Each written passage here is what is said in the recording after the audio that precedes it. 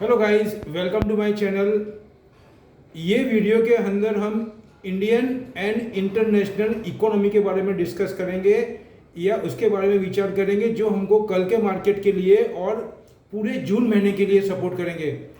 ये मार्केट के लिए जो ये पॉइंट डिस्कस करूँगा ये बहुत ही आवश्यक है, क्योंकि आज की तारीख में पूरी दुनिया के जो मार्केट है वो एक दूसरे से को रिलेटेड है। आज का मार्केट अगर हमारा 350 पौने 400 के करीब अगर प्लस में रहा है, तो आप अगर डाउन जोन्स को देखेंगे तो डाउन जोन्स माइनस मतलब फ्लैट होकर के अभी 40-50 पॉइंट प्लस में है। और आप निकाई देखेंगे तो निकाई भी फ्लैट जैसा ही, मतलब उसमें भी ज़्यादा मूवमेंट नहीं था, क्योंकि अभी सभी जो कल डाटा आने वाले हैं यूएसए के जॉब को लेकर के और इन्फ्लेशन को लेकर के फेडरल बैंक क्या रिपोर्ट देती है या क्या गाइडलाइन देती है, उसके हिसाब से मार्केट का डायरेक्शन फिक्स होगा, ऐसा पूरा वर्ल्ड मान करके चल रहा है। अभी उसके अंदर जो मैंने अभी पढ़ा है आज की तारीख में, उससे मेरे को जो हिंट मिल रही है वो मैं आपसे शेयर करना चाहूँगा। सबसे पहले मैं आपको इंडिया की बात करूँगा। इंडिया के अंदर जो मैं पढ़ रहा हूँ उसके अंदर आपको मैंने कौन कौन से न्यूज़ पढ़े वो भी बता दूंगा मैं आपको। उसके अंदर बिजनेस स्टैंडर्ड है, ईटी नाउ मैंने सुना है, कुछ एक्सपर्ट के भी सुने हैं, और जो आपके रूटर्स के ऊपर इंडिया की न्यूज़ आती है, ब्लूमबर्ग के ऊपर भी इंडिया की न्यूज़ आती है, और उसके बाद में मिंट के ऊपर भी आती है, और टाइम्स ऑफ इंडिया भी पढ़ा है। उसके अंदर इंडिया के अंदर जो रूरल के अंदर इलेक्ट्रिफिकेशन कर रहे हैं, उसके बाद में रेलवे के अंदर एक्सपेंशन बता रहे हैं, केमिकल के अंदर रिलायंस का बहुत बड़ा फोकस, ऐसी बात हो रही है। आईटी को लेकर के काफ़ी ज़्यादा फोकस है इंडिया के अंदर, सोलर सिस्टम को लेकर के बहुत ज़्यादा है, और रेलवे के अंदर मैं ऑलरेडी डिटेल में बता चुका हूँ आपको, इसलिए मैं डिटेल में नहीं जाऊँगा। उसमें प्लेटफॉर्म आ गया, रेलवे के ट्रैक्स आ गए, कोचेस आ गए, सभी आ गए। दूसरा, जगह जगह पर इंडिया के अंदर हर स्टेट के अंदर जो रोड्स है उसके अंदर बहुत ही मॉडिफिकेशन हो रहा है, काफ़ी ब्रिजेस बन रहे हैं। अब मैं अगर अहमदाबाद की बात करूँ तो कम से कम 8-10 ब्रिज और बनने की बात आई है सरदार पटेल रिंग रोड के ऊपर। और अगर आप पूरे इंडिया में देखेंगे तो उसमें सूरत आ गया, आपके सूरत के ऊपर डीएफसीसीआई का काम बहुत स्पीड से चल रहा है। सूरत और बलसाड़ के बीच में और भरूच, यहाँ पे बहुत ही तेज गति से काम चल रहा है। बीच में कोविड की वजह से थोड़ा स्लो हुआ था अभी, तो ये सब बातों को देखेंगे आप तो पूरे इंडिया के अंदर बहुत ज़्यादा इंफ्रास्ट्रक्चर को लेकर के, केमिकल को लेकर के, सॉफ्टवेयर को लेकर के, सोलर को लेकर के, केमिकल को लेकर के, रेलवे को लेकर के, मैं आपको हर क्षेत्र बता रहा हूँ, ये सभी में पॉजिटिवनेस है। अब ये कितने सेक्टर ऐसे हैं जो इंटरनेशनल में भी सपोर्ट कर रहे हैं, मतलब इंटरनेशनल में भी इस टाइप का रुझान है। मैं आपको यहाँ बताना चाहूँगा, जो यूएस का अभी 2-3 दिन की विजिट के लिए जो जॉय बाइडन है, 6 महीने के अपने टर्म्स के अंदर फर्स्ट टाइम वो बाहर किसी कंट्री में गए हैं, वो बताना चाहूँगा आपको। यूनाइटेड किंगडम यूके के अंदर गए हैं। ब्रिटिश गवर्नमेंट के जो पीएम है मिस्टर बोरिस जॉनसन, उनके साथ में उनकी मीटिंग भी होने वाली है। और 7G के लिए ये मीटिंग उनकी पहले 7G के पहले जो 7G की मीटिंग होगी वर्चुअल होगी, उसके पहले जो ये मीटिंग हो रही है ये बहुत ज़्यादा इंडिकेशन दे रही है, हमको एक मैसेज दे रही है। और उसमें बाइडन साहब की जो बॉडी लैंग्वेज है और उन्होंने जो बोला है कि आपको अपने यूएसए कम बैक, एंड जो आपका लोकशाही है मतलब डेमोक्रेसी, उसको वापस से बहुत स्ट्रॉन्ग पूरे वर्ल्ड को एक मैसेज देना चाहते हैं। और ईयू के साथ में और यूके के साथ में मिल करके वो चाइना को एक एग्जाम्पल देना चाहते हैं। उनका यही मकसद है इसके अंदर। और उन्होंने उसके बाद में जो विजिट है उसके अंदर क्या क्या मैटर बताया, उसके अंदर बायलैटरल रिलेशन बहुत स्ट्रांग होंगे, बिजनेस की ट्रेड होने वाली है, और चाइना के लिए कुछ ऐसी रणनीति होगी जो उनको आने वाले टाइम में उसको सप्रेस कर सके। और उसके अंदर ये भी बात आई है कि यूएस का जो 5.8% का जो जीडीपी था यूएसए का, उसको बढ़ा करके 6.8 की बात आई है। चाइना का अगर मैं आपको बात करूं तो जो कि लगभग 6.2 था, उसको 6.8 करके या 6.9, मतलब नियर अबाउट 7% की बात में जीडीपी की बात आ रही है। इंडिया का थोड़ा घटाया गया। इंडिया का आप देखने जाएंगे तो 10% जो था उसकी जगह पर 8-8.5 की बात हो रही है, क्योंकि इंडिया में जो सेकेंड वेव कोविड था वो काफ़ी ही स्ट्रॉन्ग था ऑन दैट बेस थोड़ा, लेकिन उसका इम्पैक्ट ज़्यादा नहीं पड़ेगा अगर इंडिया के अंदर वैक्सीनेशन काम फास्ट चल रहा है और अगर कंट्रोल में आ जाता है। सिम्टम्स ऐसे दिख रहे हैं लेकिन अभी इट विल टेक टाइम, तो Indian economy will be move very fast, बहुत तेज़ गति से ये आगे बढ़ेगी।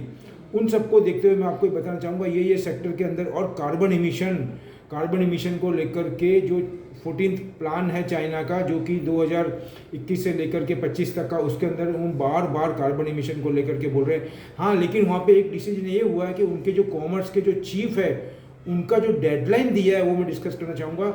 चाइना का डेडलाइन दिया हुआ है कार्बन का पिक पिक मतलब मैक्सिमम वहाँ तक कार्बन एमिशन करेंगे वो 2030 तक का, और उनके बाद में नेचुरलिटी मतलब जीरो कार्बन कब करेंगे वो 2060 तक का।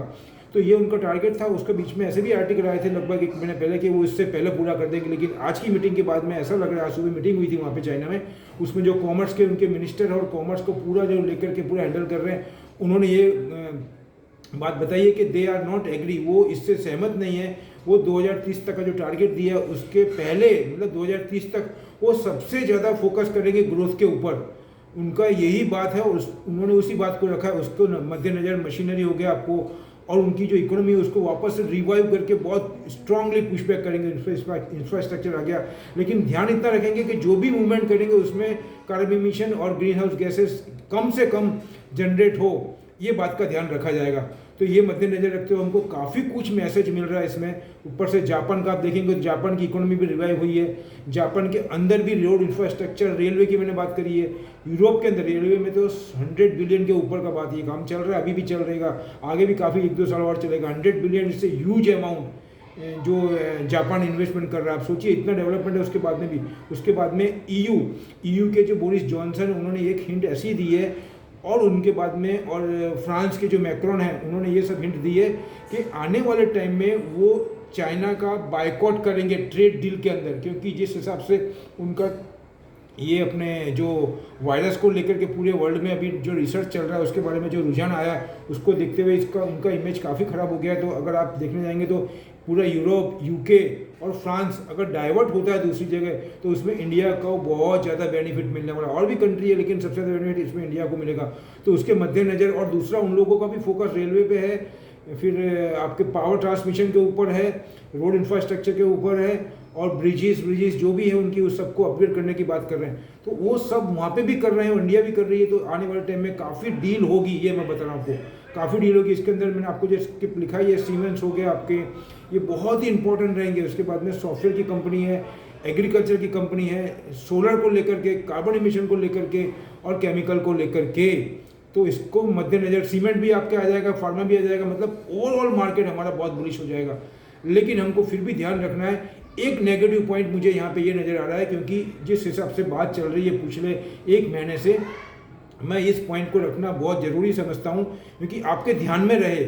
लेकिन मैं बाद में कंक्लूजन दूंगा आपको 1 मिनट का कि मेरा क्या इसमें व्यू है, कि उसके अंदर जो अभी सैटरडे को और संडे को, मतलब कल और संडे के बीच में, शनिवार के बीच में जो बात होने वाली है वहाँ के फेडरल बैंक के और अपने जेरोमी पॉवेल और वहाँ के फाइनेंस सेक्रेटरी अपने, तो उसमें ऐसा बता रहे हैं, अभी जो आज का प्रिडिक्ट हो रहा है इकोनॉमिक्स का और बड़े एक्सपर्ट का, वो बता रहे हैं कि जो इन्फ्लेशन है यूएस के अंदर वो बहुत ज़्यादा मूव हो चुका है, कमोडिटी को लेकर के, प्राइस को लेकर के और फूड प्रोडक्ट को लेकर के।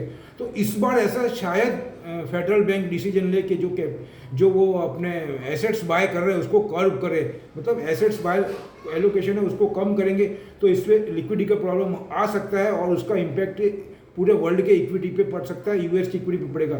लेकिन वो तो हमको कल और परसों ही मालूम पड़ेगा क्या डिसीजन हो रहा है। लेकिन इसके सामने मेरा कंक्लूजन मैं ये देना चाहूँगा, अगर वो कर्व भी करते हैं थोड़ा परसेंटेज में, एकदम ज़्यादा नहीं करेंगे, अगर कर्व करते तो इसको लिक्विडिटी का इफेक्ट आएगा। लेकिन इस तरफ अगर चाइना बहुत ज़्यादा रिवाइव करने की बात हो रही है तो उसको वो कोप अप हो जाएगा वहाँ पे। कहने का मतलब क्या है कि वहाँ का जो अगर थोड़ा सा अगर मतलब स्ट्रेंथ करते हैं वो फाइनेंस के अंदर, और यहाँ पे अगर पुशअप होता है तो उसमें मेटल भी आ गया आपका, चाइना पूरे चीज में बहुत ज़्यादा कंजप्शन उसका, तो उसको लेकर के कोप अप हो जाएगा। खाली थोड़ी दिन के लिए सेंटीमेंट इफेक्ट आएगा, लेकिन ओवरऑल मार्केट के लिए, पूरे वर्ल्ड के लिए वो पॉजिटिव साइन ही रहेंगे। ये मेरा अपना कंक्लूजन है, बाकी आपके दिमाग में है इसलिए मैंने ये बात को बताई है। दूसरा मैं आपको यहाँ बताना चाहूँगा यहाँ पे कि मेरी अपनी एनालाइज है, अपनी स्टडी है, और अपने मैंने पॉइंट नोट डाउन करके आपसे मैं शेयर कर रहा हूँ। आप अपना फाइनल डिसीजन अपने एक्सपर्ट की गाइडलाइन से लें, और अगर मेरे वीडियोस अच्छे लग रहे हैं आपको तो मैं रिक्वेस्ट हूँ इसको लाइक करें, शेयर करें, सब्सक्राइब करें और अपने फ्रेंड्स को भी भेजें। और सब्सक्राइब तो बनता है माय डियर, जिससे कि हमारे हौसले बुलंद होते हैं और भी हम ज़्यादा मेहनत करने के लिए आतुर होते हैं। एक ये ह्यूमन टेंडेंसी ऐसी होती है, इसलिए मैं आपको बोलूँगा आप ज़्यादा से ज़्यादा फ्रेंड्स को भेजें और उनसे बात करके बोलें कि 1-2 दफ़े वीडियो देखें और अच्छा लगता है तो सब्सक्राइब करें। बाद लास्ट में यही बोलूँगा, मिलते हैं अगले वीडियो में और कुछ डिटेल के साथ में। Come together, push up our India, we are the best. Jai Hind, thank you. मिलते हैं अगले वीडियो में सर जी, थैंक यू।